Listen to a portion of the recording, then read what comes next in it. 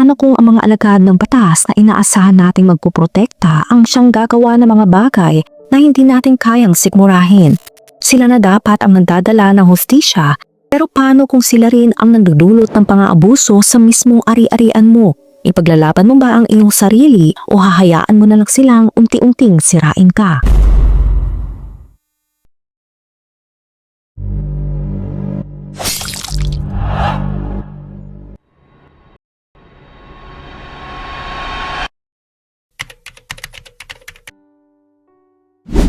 Si Erin Orkut ay lumaki sa Ontario, California. Sa edad na 25, nahiwalay siya sa kanyang dating asawa at naging bagong ina sa kanyang anak. Nalabis niyang minamahal at gustong makasama. Nakatira siya kasama ang kanyang ina at amain, na nasa kalahating oras lamang ang layo mula sa kanyang pinagtatrabahuhan. Siya ay nagtatrabaho bilang isang cocktail waitress sa Dave & Buster's restaurant sa Ontario Mills Mall. Karaniwat siyang nagtatrabaho mula Huwebes ng gabi hanggang Linggo na hapon, kaya't labis siyang nasasabik at natutuwa na magkaroon ng libreng oras sa hapon noong April 3, 2010. Ang pagkakataong ito ay nagbigay daan sa kanya na makasama ang kanyang anak sa nalalabing araw. Sa mainit na araw ng tagsibol na iyon, nagtatrabaho siya sa shift ng tanghalian. Nang bumaba ang bilang ng mga customer, sinapit ng kanyang manager na maaari na siya mag-out at umuwi. Plano sana niya makasama ang kanyang anak sa hapon na iyon. Ngunit sa hindi inaasahang pagkakataon, nagkaroon ng madilim na pangyayari nang makarating siya sa kanyang sasakyan. Ang kanyang sasakyan ay isang SUV na may lihim na mekanismo ng pag-lock. Isang pindot lamang ang magbubukas ng pinto ng driver, habang 2 pindot ang mag-o-open sa lahat ng pinto. Ito ay dinisenyo para sa kaligtasan na nag-iisang sakay. Ngunit may isang bagay na nakasanayan si Erin. Palagi niyang pinipindot ng 2 beses ang unlock button. Kahit mag-isa lang siya, nang buksan niya ang pinto ng driver, isang kakaibang katahimikan ang bumalot. Sa isang iglap, may isang lalaking bumuka sa pinto na pasahero. Sa una akala niya ay isang kasamahan lamang na nagdibiro sa kanya. Ngunit ito pala ay isang estranghero na may hawak na armas. Ito'y malaki na lalaki. Tansya ni Erin, halos doble ang laki nito kumpara sa kanya. Kahit walang armas, alam niyang kaya siyang talunin ng lalaki. Nahihirapan siyang maisip ang mga nangyayari. Tanghaling tapat at nasa parking lot sila ng mall. Ngunit tulad ng kanyang pinagtatrabahuhan, bakante rin ang parking lot sa araw na iyon. Ito ang bihirang pagkakataon na nagbigay daan sa kanyang pangungot. Na makita niyang lumapit ang isa pang lalaki, nagkaroon siya ng pag-asa. Tinatanong nito ang may hawak na armas kung anong ginagawa niya. Ang ikalawang lalaki ay mataba at mas malaki pa marahil kaysa sa unang lalaki na may armas. Ngunit ang kanyang pag-asa ay nawala na mapansin niyang may kakaiba sa ikalawang lalaki. May bahid ng tawa sa kanyang boses at may ngiti sa kanyang muka. Ngunit may kung anong hindi maipaliwanag sa kanyang mga mata. Tila may tinatagong lihim na naglalaro sa kanyang isipan. Ang kanyang ngiti ay bahagyang nakakatakot. Tila may balak na hindi mo mabasa. Kasamahan pala ang pangalawang lalaki ng lalaking may hawak na armas. Ang huling pag-asa ni Erin ay kung may dadaang tao na makakakita sa kanya, pero imposible ito. Hinaharangan ng kasama ng lalaki ang tanging daan na maaring makakita sa bil. "Huwag ka mag-alala," sabi ng lalaking may armas sa kanyang kasama. Sa gulat ni Erin, tumawa pa ang kasama. Sa isip ni Erin, talaga magkasabwat ang mga ito. Para sa kanya, dapat nakakabahala ang makita ang isang armas sa harap ng tao. At hindi ito dapat pinagtatawanan. Pwede sana siyang tumakbo, may sapat na espasyo sa halos bakanting parking lot. Ngunit natakot siya na baka siya ay paputukan ng lalaki na mag-iiwan sa kanyang anak na walang ina. Hindi ka kayang sumugal. Inutusan siya ng lalaki na sumakay sa kotse at wala siyang nagawa kundi sumunod. Sumakay siya sa upuan ng driver habang ang malaking lalaki ay pumasok sa upuan ng pasahero. Sinabi ng lalaki sa kanya na magmaneho at umalis sila ng parking lot. Iniwan ang kanyang kasamang lalaki. Habang nagmamaneho, tahimik na kumukulo sa galit ang dibdib ni Erin. Iniisip kung gaano ito kawalang katarungan. Wala siyang ginawang masama para sapitin ng ganitong sitwasyon. At ang pinakamasama, wala pakialamang taong may armas sa kanya. Nagmakaawa si Erin sa estranghero na palayain siya. Nakiusap siya, "Kunin mo na ang kotse ko. Hindi ko na iyon iniintindi. Hindi ako tatawag ng pulis. Kunin mo na ang kotse ko at palayain mo na ako." Hindi sumagot ang lalaki, ngunit hindi rin siya sinabihan kung saan sila pupunta. Nagmadaling mag-isip si Erin. Lumagas siya sa lugar na iyon, kaya alam niya kung saan madalas nagpapatrolya ang mga pulis. Kaya dinala niya ang sasakyan papunta roon. Marami rin siyang naisip na mga plano. Bawat isa ay nagiging desperado. Naisip niyang ilagay ang sasakyan sa park at tumakbo. O kaya ay ibangga ang sasakyan sa iba o magmaneho papunta sa gilid ng kalsada. Ngunit hindi niya magawa ang aliman dito dahil inutusan siya ng lalaki na huminto. Nagmaneho siya papunta sa parking lot ng isang restaurant kung saan madalas siyang nakakakita ng mga patrol car. Umaasa siyang may pulis doon at sana'y matakot ang lalaki. Ngunit bumagsak ang kanyang pag-asa na makita niyang tulad sa parking lot ng mall, bakati rin ito. Pinilit siyang magmaneho papunta sa likod ng isang kusaling pagmamay-ari ng isang storage facility na malapit sa parking lot. Sa kabutihang palad para kay Erin, may bakod na humarang sa daan nila. Nais ng lalaki na may armas na dumaan si Erin sa bakod upang makarating sila sa likod ng pasilidad. Ngunit nakalak ito at hindi nila ito mabubuksan ng walang code. Galit at dismayado ang lalaki. Gusto niyang dalhin si Erin sa mas pribadong lugar. Paulit-ulit niyang sinabihan si Erin na magmaneho papunta sa likod. Ngunit sinabi ni Erin na walang daanan doon. Sa huli napilitan ng lalaki na makontento sa pinakamalayong bahagi ng parking lot. Malapit sa bakod ng storage facility. Sa isip ni Erin, hindi magagawa ng lalaki ang anumang masama sa kanya. Imposible iyon. Pinarada niya ang sasakyan na nakaharap sa isang bintana. May storage facility sa gilid. May gasolinahan na malapit. May Dennis sa likod ng kanyang sasakyan at may tindahan ng alak pa nga. Dahil dito iniisip ni Erin na walang masamang mangyayari sa kanya. Ngunit nagkamali siya. Pagkaparada niya, humarap sa kanya ang lalaki at tinutok muli ang armas. Sinabihan siya ng lalaki na pumunta sa likod na upuan. Dahil natatakot para sa kanyang buhay, sumunod siya at kumabang sa mga upuan papunta sa likuran. Ang unang pagkabigla sa nangyayari sa kanya ay napalitan na matinding takot. Alam niyang may masamang mangyayari sa kanya, kaya nagsimula siya umiyak habang sumapa sa likuran ang lalaki. Iniisip niyang hindi magagawa ng lalaki ang anumang masama sa gitna ng araw at sa harap ng marami establishmento. Ngunit nakalimutan niya na tinted ang mga bintana ng kanyang sasakyan, kaya walang makakakita sa loob ng kotse. Nakakagimbal ang tagpo para kay Erin. Nang makita niya ang malaking lalaki na may armas pa rin ay umupo sa ibabaw ng baby seat. Naalala niya muli ang kanyang anak na naghihintay sa kanya sa bahay at kung bakit niya kailangan mabuhay anuman ang mangyari. Inutusan siya ng lalaki na hubarin ang kanyang damit at ang kanyang takot ay mas lalong tumindi. Umiiyak siya at desperadong nakiusap sa lalaki na palayain siya. Inutusan siyang tumigil sa pag-iyak upang ipakita na seryoso siya. Kinasal ang lalaki ang armas. Isang bala ang nahulog at tumama sa upuan katabi ni Erin. Sa sandaling iyon ng ilang pulgada lamang ang layo ng armas mula sa kanyang ulo at sa harap ng bumagsak na bala, napagtanto niyang ganap na kasado ang armas. Agad siyang nabalot ng matinding takot. Sigurado na siya sa mga masamang balak ng lalaki at naramdaman ang kawalan ng pag-asa sa sitwasyon. Kahit ilang beses na sinubukan ng lalaki, tila hindi siya makakilos. Kitang-kita ang kanyang malisyosong intensyon, ngunit tila hindi niya ito maisagawa. Lalo lamang tumaas ang kanyang galit. Hindi lang kapangyarihan ng nais ng lalaki, tila gusto rin niyang asarin si Erin. Habang bumimpilis ang tibok ng kanyang puso, napansin niyang hindi na armas ang tinututok ng lalaki sa kanya, kundi isang cellphone camera. Patsamantalang nabulag si Erin sa flash ng camera at ito'y napapikit. Ngumisi ang lalaki at muli kumuha ng larawan. Pagkatapos ay inutusan siyang ngumiti. Habang kinukunat siya muli ng larawan. Pinadala ng lalaki ang mga larawan sa kanyang kasabwat na naiwan sa parking lot ng mall at hindi nagtagal, nag-uusap na sila sa cellphone. Sa hindi makapaniwalang pagkakatanto ni Erin, tila nagbibiro pa ang lalaki sa kanyang kaibigan. Tinanong siya ng kaibigan kung nasaan siya at sumagot ang lalaki na malapit lamang siya at nakikita siya.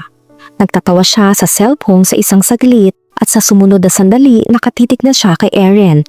Nang may galit sa kanyang mga mata, napatuloy ang pisikal na karahasan ng mas malakas pa at wala nang nagawa si Erin kundi hayaan ng lalaki at gawing maliit na target ang kanyang katawan.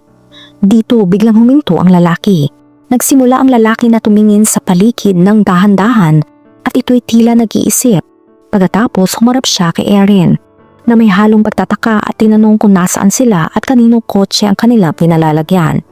Nagulat si Erin sa biglang pagbabago ng lalaki, ngunit maingat niyang sinagot ang mga tanong nito. Sinabi niyang nasa kanyang kotse sila at siya ang nagmaneho mula sa mall. Pagkalipas ng halos isang oras, inutusan siya ng lalaki na magbihis at wala siyang nagawa kundi sumunod. Akala niya tapos na ang kanyang paghihirap. Ngunit pumilis ang tibok ng kanyang puso nang sabihin ng lalaki, pupunta tayo sa disyerto at tatapusin natin ito. Alam niyang kailangan niya makatakas sa mismong sandaling iyon. Kung maghihintay siya, mawawala ang kanyang pagkakataon. Habang nagbibihis siya, lihim niyang napansin na nahulog ang armas ng lalaki sa sahig at nasa ilalim ng passenger seat. Doon nabuo ang isang idea sa kanyang isip. Bukod sa security feature ng kanyang susi, may child lock din ang pinto sa gilid ng baby seat ng kanyang anak. Tumunog ang cellphone ng lalaki at habang sinasagot ito, umira ang survival instincts ni Erin. Binuksan niya ang pinto sa kanyang gilid, ang walang child lock, at tumakbo palabas. Iyon lang ang tanging pagkakataon niya at sinunggaban niya ito. Tumakbo siya ng desperado para sa kanyang buhay, na tila hinahabol ng halimaw. Sa halip na humingi ng tulong, ang mga nakakabingin sigaw niya ay naging babala sa mga tao na may armas ang lalaking humahabol sa kanya. Kaya dapat sila magtago. Samantala, hindi alam ni Erin na napansin na ng may-ari ng liquor store ang kanyang SUV. Habang tumatagal sa parking lot ang sasakyan, lalo siyang nakaramdam ng pagdududa. Nasilayan niya ang dalawang tao sa loob ng kotse at sa pamamagitan ng CCTV ng tindahan, nakita niya umuuga ang sasakyan ng higit sa isang oras. Magpapatawag na sana siya ng pulis nang biglang tumakbo si Erin papasok sa kanyang tindahan. Nang tumakbo si Erin patungo sa kalayaan, hindi siya sinundan ng lalaki. Sa halip, sinubukan niyang takasan ang lugar gamit ang kotse ni Erin. Lumipat siya mula sa likod na upuan, kinuha ang mga susi at sinubukan paandarin ang makina. Hindi niya alam na ang SUV ni Erin ay may security measure na pumipigil sa kotse na magamit. Dahil sa pagkadismaya at takot, hindi siya makaalis gamit ang kotse. Kaya tumakas na lamang siya nang naglalakad. At nagtago sa lahat. Sa kabutihang palad para kay Erin, dahil sa pagkataranta ng lalaki, naiwan nito maraming ebidensya sa kanyang kotse. Si Detective Robert Marquez ng Ontario Police Department ang isa sa mga unang rumisponde sa insidente. Ang armas na naiwan ay naging isang mahalagang lead para sa mga investigador. Nakalagay sa ilalim nito ang pangalan ng suspect, malinaw na nakadikit sa tape. Si Detective Marquez ay natulala na matuklasan ito. Ang paraan ng pagkakalagay ng pangalan ay pamilyar sa kanya, samantala isang bagong impormasyon ang lumabas sa kalapit na lungsod ng Westminster. Nagsumite ng ulat si Officer Anthony Orban na nawawala ang kanyang armas at pinaniniwala ang nanakaw sa Ontario. Dahil sa bagong impormasyon na ito, mabilis na napagtanto ng mga investigador ang posibleng teorya. Ang lalaking dumukot kay Erin ay maaring isa sa dalawang posibilidad. Siya ang nagnakaw ng armas ni Officer Orban o mas nakakagulat na si Officer Orban ang mismong suspect. Agad na inaksyonan ang lead na ito at natagpuan ng mga investigador si Officer Orban sa isang parking lot kasama ang kanyang kaibigan si Jeffrey Jelinek na nagtatrabaho bilang correctional officer sa estado ng California. Ang mga itsura ni Orban at Jelinek ay tumugma sa mga description na binigay ni Erin tungkol sa taong dumukot at kasabwat. Nang ligtas na si Erin sa likod ng isang police cruiser, dinala siya ng mga pulis sa parking lot kung saan hawak sina Orban at Jelinek. Sa gitna ng liwanag mula sa humigit kumulang 10 police cars, tinanong siya kung maaari kilalanin ng dalawang lalaki. Bagaman nanginginig pa rin mula sa kanyang karanasan, walang hirap na tinuro ni Erin sina Orban at Jelinek bilang ang mga lalaking umatake sa kanya. Doon din nalaman ni Erin na ang umatake ay isang pulis, isang bagay na agad na nagpaalala sa kanya. Nag-alala siya na maaring makalusot sa hustisya ang mga ito dahil sa kanilang katukulan. Agad na inaresto ng Ontario Police Department sina Officer Orban at Jelinek. Sa kanilang interogasyon, parehong iginiit ng dalawa na wala silang maalala sa mga nangyari. Si Officer Anthony Orban ay sumagot na may tonong halos galit na parang nagdaramdam sa mga paratang lapat sa kanya. Sa kalaunan, inamin ni Orban na nakainom siya ng sobra noong tanghalian, dahilan ng kanyang pagkawala ng malay at kawala ng memorya tungkol sa nangyari. Binanggit din ni Orban na uminom siya ng ilang gamot na maaring nakaapekto sa kanyang pagkontrol tong insidente ni Erin. Sa kabila ng hindi kapanipaniwala niyang kwento at patanggi sa kasalanan, bumigay ang kanyang kasabwat dahil sa bigat ng ebidensya labat sa kanila. Binigay ni Jelinek ang kanyang cellphone sa mga investigador, kung saan nakita mga nakakabahalang larawan ni Erin at mga nakakagambalang text message na naglarawan ng detalye ng pag-atake.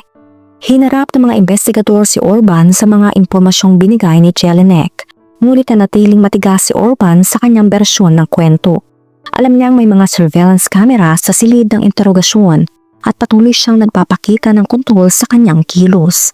Tila isang kapalintunaan na siya mismo ay bahagi ng unit na nag-iimbestiga ng mga insidente tulad ng kanyang ginawa. Ngunit sa kabila ng kanyang mga pagtatangka, ang dami ng ebidensya ay humantong pa rin sa kanyang pagkakasangkot sa kaso. Habang nasa bilangguan at naghihintay ng paglilitis, nagkaroon si Orban ng ilang mga tawag sa telepono. Ang ilan ay may pailalim na banta laban kay Erin.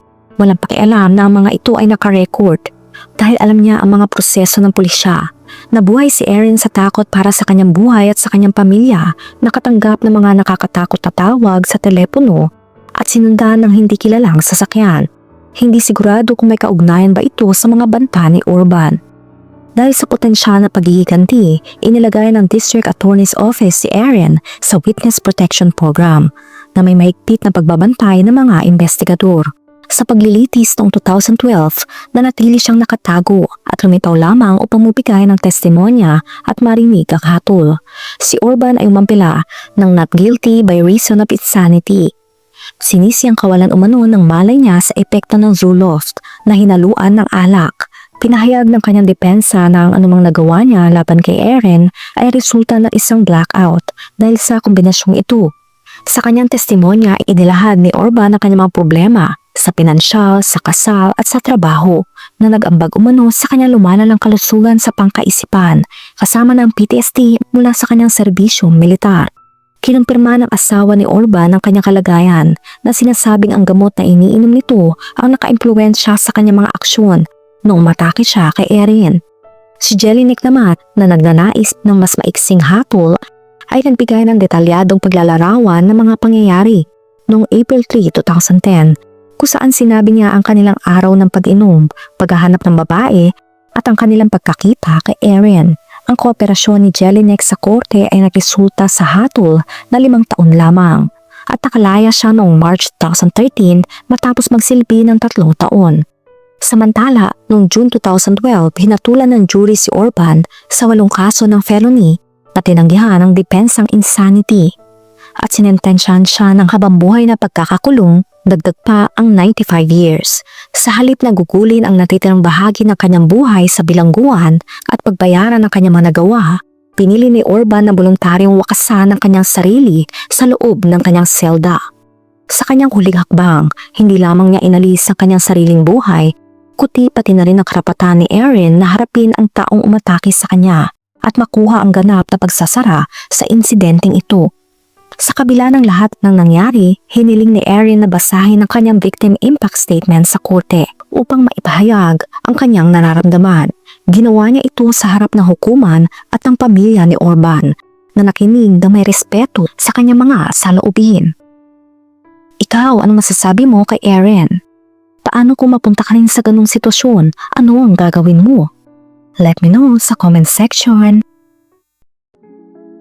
Kung nakaabot ka sa video na ito ay maraming salamat. Huwag kalimutan mag-like, share, subscribe, and turn on the notification. Ingat ka palagi.